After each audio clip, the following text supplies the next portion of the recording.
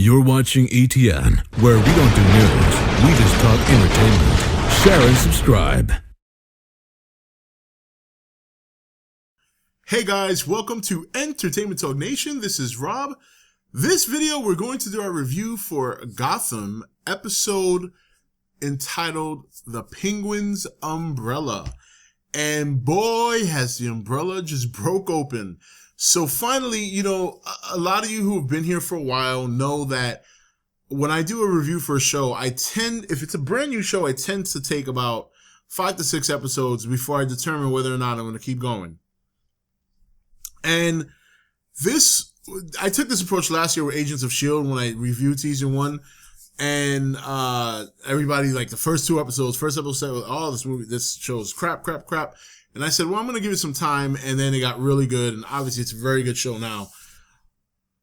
Gotham started off much better than Agents of S.H.I.E.L.D., in my opinion. It's been a little bit more of a roller coaster ride, while some episodes have been really fun. Obviously, there was one episode I just did not like at all.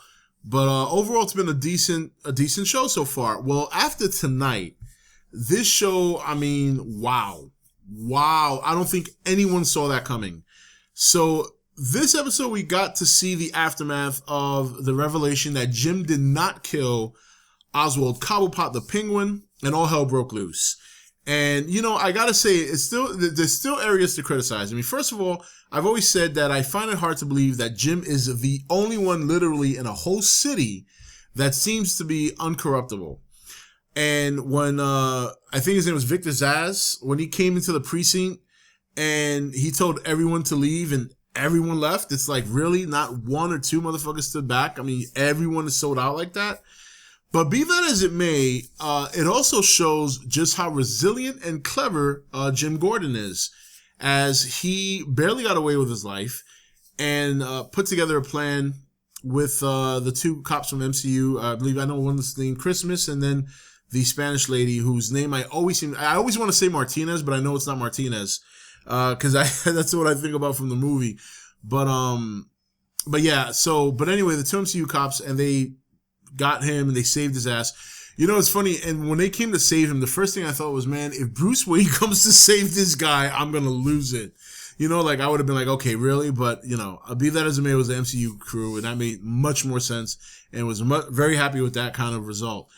But I did like the scene with Bruce Wayne. You know, when he came to tell Bruce Wayne what was going on with the investigation and what he thinks and everything, and that he could trust the two cops, or the two detectives, I should say. I finally saw something out of Bruce Wayne that I've been wanting to see, and that's him being a kid. Ironically, after telling Jim, don't treat me like a kid, Jim extends his hand to shake his hand, and Bruce Wayne embraces him. And that is something that right there, I was like, all right, boom, that's what I've kind of been waiting to see. You know, I still want to see that child in him because he is a child.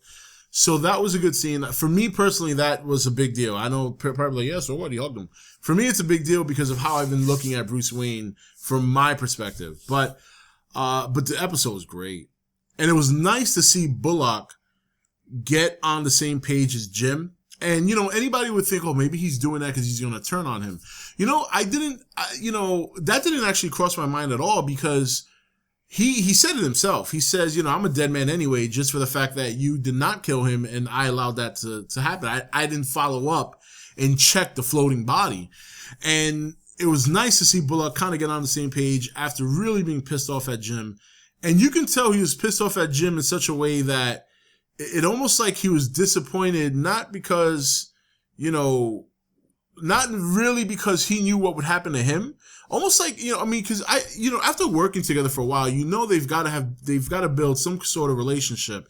And like I said, progressively each episode, while Bullock and Gordon have had their rocky start, each episode they progressively seem to work better together, despite the many disagreements and the huge differences between the two. Now, Penguin on this, first of all, he's been obviously climbing the ladder since he came back to Gotham. But now that we know what's going on with him and Falcone, we realize that he is not only climbing the ladder, he is very close to the peak. Because everyone here knows, I would assume everyone here knows that he's just as much playing Falcone. Falcone's a top dog. So he's basically using the power he's getting from Falcone to get rid of everybody else. And he's going to overtake Falcone. By the time this is all said and done, he's going to overtake Falcone. He's going to buy everyone out, and he's going to rule the city. He is almost there. He's got Fish, and he's got Maroni in his way. He already got rid of Nikolai. And he got rid of Maroni's top dog. Maroni. I get Mooney and Maroni confused sometimes. Fish, Mooney, and Maroni. So he already got rid of Maroni's top dog, which basically advances him. He has Maroni's dogs, his underlings, under him now. He's basically Falcone's secret service dude. Like, he's basically Falcone's secret right-hand man, because he is playing everyone. He even played the audience, because I don't think anyone saw that coming. No one, and I know there's going to be, watch, this is what's going to happen. People are going to start coming out and saying, oh, I knew that was going to happen. I knew that was what was going on. Or I had a hunch. Nobody had a fucking clue. I don't care what anyone says, because no one has mentioned it. No one's even dropped a hint that this was going to happen. I sure as hell didn't see it coming. It was a great surprise, an excellent twist to the show, and this is why I like to review shows for at least 4 to 6 to 7 episodes, because there's always that one episode that is a defining moment in the first season of a new show. And it's either going to be the episode that makes the show or breaks the show. This is that defining episode for Gotham. Because now you see that while we've seen Catwoman and we've seen Poison Ivy and we know now that the Penguin right now is the man. The Penguin is the focal villain right now for this show. Outside of all the mafia and the going back and forth. It was just an epic revelation. Still loving Fish Mooney, but obviously when she bitch slapped Penguin's got to toughen up a little bit though. That's the only thing. Like, he's smart as hell, and he really is in a position to take over, but he needs to toughen up. He got bitch slapped by Fish, and it was pretty embarrassing, to be honest. But I think that's also part of his play. I think he just does that on purpose so that they think he's a weakling. That's what I'm starting to get at now. I don't think when he gets hit or he gets smacked around or roughed up, I really think that that's part of his act. I don't think he really is as soft as he makes himself out to be. I think that's part of the reason why people are still sleeping on Cobblepot. So, his whole deal right now is just, and this is why he's a supervillain. This is why he's one of Batman's super enemies. This motherfucker knows how to, he knows what he's doing, and he's very close to being in power. He's very, very close to being in power. So that is just awesome. So I would say, in this episode, definitely what Gordon had planned was fantastic. I love the fact that Bullock was jumping by his side. Now you see that kind of cements that partnership. At least for me, so far, it appears that way. Who knows what the future holds? It's still a very young show, and Bullock is still very corruptible. But as of right now, it looks like that's only going to further strengthen the partnership between Bullock and Gordon. I love the fact that Gordon's fiance is so in love with him that she's willing to put herself on the line. But she almost got herself killed, because if he had called that bluff, she would have been dead. And I thought it was kind of stupid for the character to come back and try to, you don't negotiate with the mob, okay? You don't negotiate with the mob. But honestly, unbeknownst to Gordon, he has Penguin to thank for him being alive. And it's amazing how much the Penguin has his hands in everything right now, while still looking like just an underling. On the outset, he looks like an underling, but under everything, he's almost nearly running the show now. You know what I mean? So, and then of course the actors has been fantastic.